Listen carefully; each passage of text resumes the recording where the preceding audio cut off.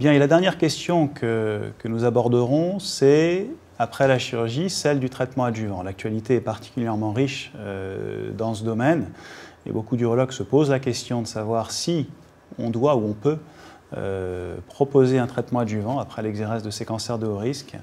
Romain? Donc effectivement, cette patiente a reçu cette chirurgie de néphrectomie et de thrombectomie cave. On sait que c'est une patiente qui a un risque élevé de récidive. Est-ce que le traitement adjuvant à l'heure actuelle est recommandé? Eh bien, on va citer 3 essais de phase 3 dans l'actualité oncologique très récente qui ont essayé de répondre à cette question. Le premier publié est l'essai Assure, un essai randomisé de phase 3, près de 2000 patients atteints de cancer du rein localement avancé, de PT1B haut grade à des tumeurs N+, ont été randomisés entre un traitement adjuvant par sunitinib 50 mg par jour ou sorafenib 400 mg x 2 par jour pendant 1 an versus un placebo. Cette étude est négative. La survie spécifique n'était pas statistiquement différente entre les 3 bras, sunitinib, sorafenib et placebo. Le problème de cette étude, c'est dans l'analyse en sous-groupe, eh bien, on voit que finalement cette étude incluait une population assez hétérogène avec des tumeurs qui étaient des carcinomes à rénal conventionnels, mais 20% de non-cellules claires.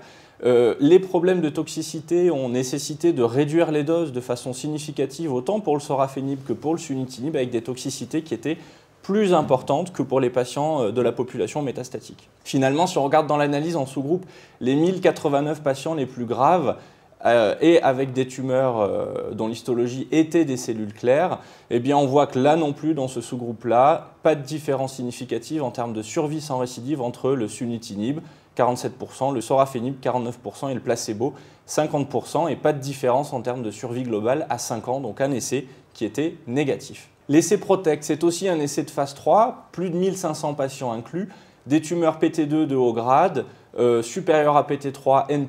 Cette fois-ci, c'est vraiment la population des cellules claires qui est ciblée, avec des patients qui ont été randomisés entre un traitement adjuvant par pazopanib 800 mg pendant 1 an versus placebo.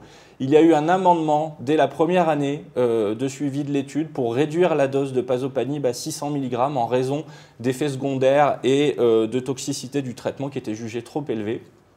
Les résultats de cette étude, c'est que la survie sans récidive est en faveur du groupe pazopanib, mais ça n'atteint pas la significativité avec un petit p qui est au-dessus de 0,05.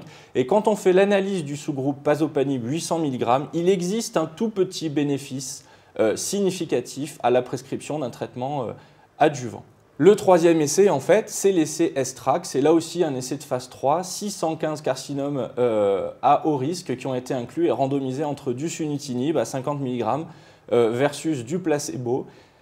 C'est la première étude à avoir montré une différence significative à l'avantage du traitement adjuvant avec une survie sans récidive de 5,6 ans dans le groupe placebo contre 6,8 ans dans le groupe sunitinib avec un petit p qui est significatif. Mais là aussi se posent des problèmes de toxicité. 34% des patients traités par sunitinib ont nécessité une réduction de dose en rapport avec des toxicités qui étaient importantes. Et ce n'étaient pas des toxicités de grade 1 ou de grade 2. Plus de la moitié des toxicités étaient en rapport avec des événements indésirables élevés de grade 3 ou de grade 4. Donc là aussi, une troisième étude qui confirme le niveau de toxicité beaucoup plus important en situation adjuvante par rapport à la population métastatique.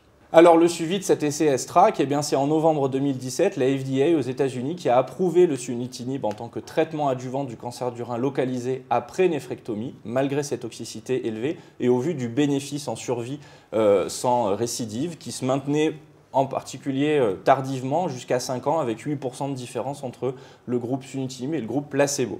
À la vue d'une méta-analyse des essais Assure et STRAC, le panel des guidelines de l'EAU, lui, a décidé de ne pas recommander le traitement adjuvant par sunitinib, ce qui est une position isolée et unique, en tout cas, de sorte que le traitement adjuvant pour l'EAU n'est pas recommandé. Et en mars 2018, la Commission européenne, très récemment, et ça fait l'actualité, a donné un avis défavorable à l'utilisation du sunitinib en tant que traitement adjuvant. Donc voici le résumé des essais de phase 3 qui sont en cours. Il y a d'autres essais qui sont en cours pour évaluer l'intérêt des TKI en traitement adjuvant. L'essai Assure est négatif, l'essai SORCE est en cours, l'essai STRAC est positif et publié, l'essai PROTECT est négatif. Reste l'essai Everest évaluant l'intérêt des mTOR en traitement adjuvant.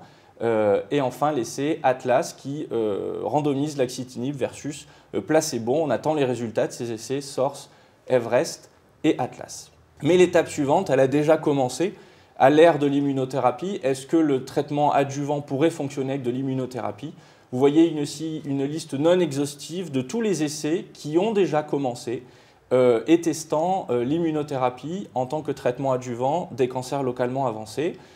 Ces études bénéficient finalement des égarements des études des TKI, puisque dans la population à haut risque de récidive sont non seulement inclus les tumeurs localement avancées, mais aussi les tumeurs oligométastatiques, sous réserve que le patient ait pu avoir une résection de l'ensemble des sites métastatiques. Donc c'est une nouveauté introduite par ces études.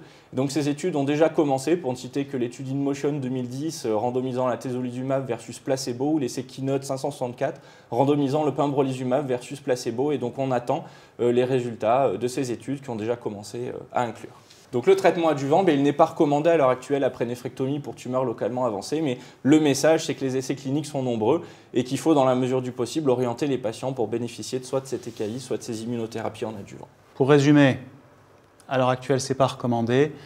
On a 3 essais, un négatif, un mi-figue, mi-raisin, et le dernier qui montre un bénéfice, mais peu important, ouais, qui, selon l'endroit où on se trouve, du côté de l'Atlantique, est recommandé ou pas. En tout cas, pour l'instant, en France, ça ne l'est pas. Et donc, le message est celui, si vous le souhaitez, d'inclure dans les essais cliniques. Bien, nous en avons fini. Je vous remercie de nous avoir suivis et j'espère que nous avons pu clarifier la prise en charge actualisée du cancer du rein localement avancé. Je voudrais remercier les laboratoires Janssen qui ont apporté leur support à ce projet institutionnel de l'Association française d'urologie. Et je laisse la parole au professeur Arnaud Méjean qui va vous résumer les take-home messages de cette session. Merci.